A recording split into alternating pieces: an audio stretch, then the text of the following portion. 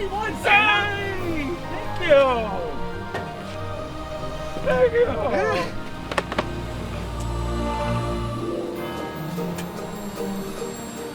So we're going to read a story about my best friend, Rudolph the Red-Nosed Reindeer.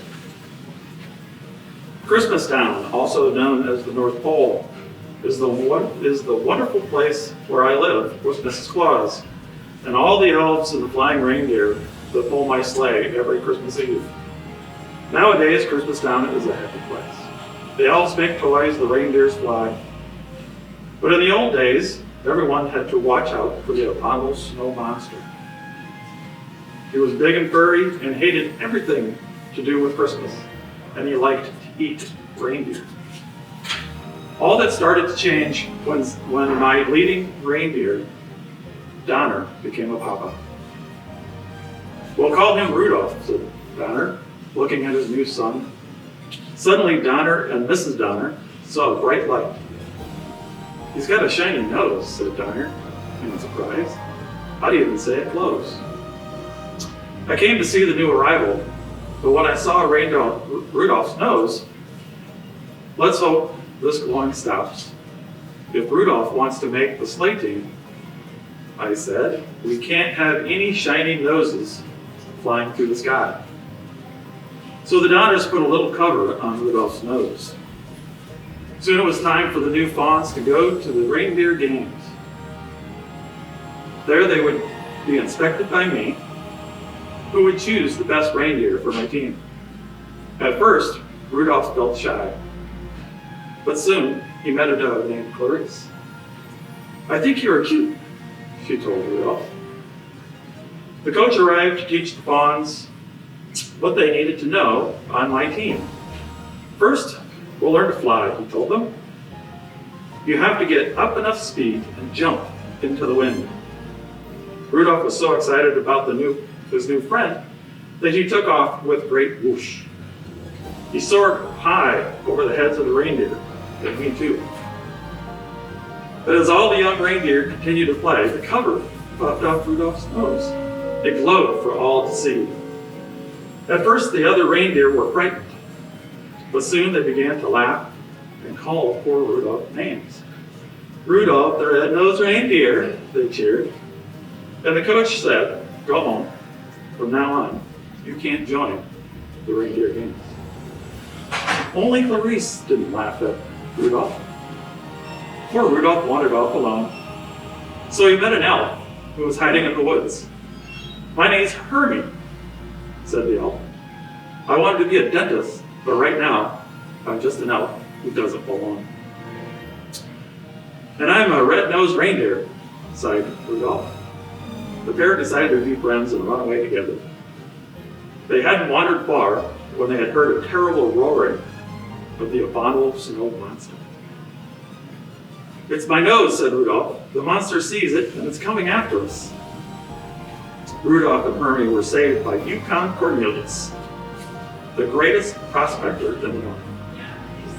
Jump onto my sled, said Cornelius, and we'll run like crazy. But no matter how fast they went, the monster stayed close behind. Finally, they were trapped by the water's edge.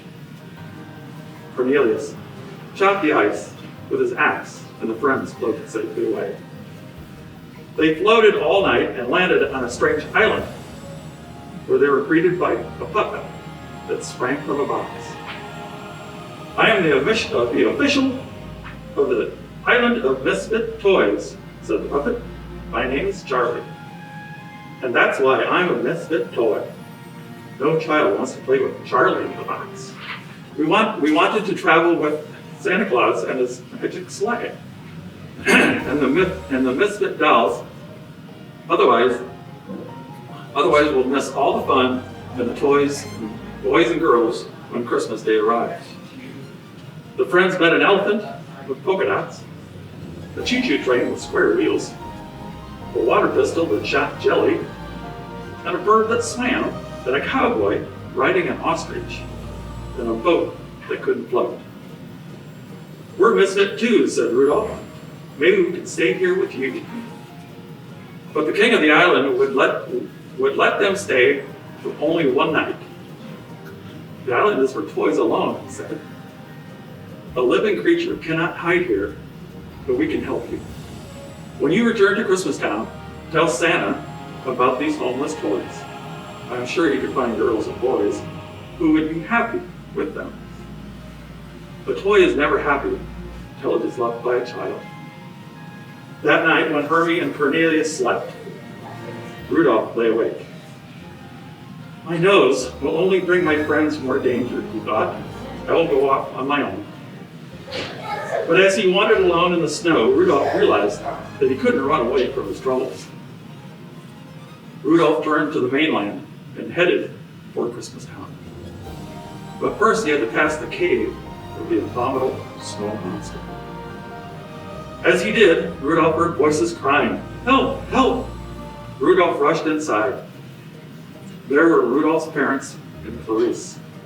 They had been searching for Rudolph and got caught by the monster, who was about to devour Clarice. "Put her down," cried Rudolph, butting the surprised monster with his little hammers. Just then, Hermie and Cornelius pulled up outside the cave. They had followed Rudolph's trail and knew he needed help. "An abominable snow monster will never pass up a pork dinner," Cornelius said. "Hermie, you sit outside the cave and point like a pig. When the monster comes outside, watch out." Hermie approached the mouth of the cave. "Oink, oink," he called. The monster dropped Cornelius and rushed outside. At that moment, Cornelius pushed a giant snowball on top of him. Splat! Working quickly while the monster was stunned, Hermie used his dense tools to remove the monster's teeth. Back in Christmas Town, Rudolph told how he and his friends had defeated the abominable snow monster. Everyone realized that misfits have their place too. Rudolph told Santa about the misfit toys. "As soon as the storm lets up, we'll find homes for them," I said. Then the weather elf handed me his report. I gasped. "The storm won't subside tonight. I won't be able to see my sleigh." Suddenly, a flash of light caught Santa's eye. "Rudolph," he said, "what a bright, wonderful nose. You will guide my sleigh tonight." "I'd be honored," said Rudolph, putting on his jingle bells. "Okay, Rudolph," I said. "First stop, Island of Misfit Toys. Up, up, and away." And with Rudolph leading the way, Santa soon found loving home for the toys. Rudolph, the red-nosed reindeer, everyone sang, "You'll go down with history." Yeah.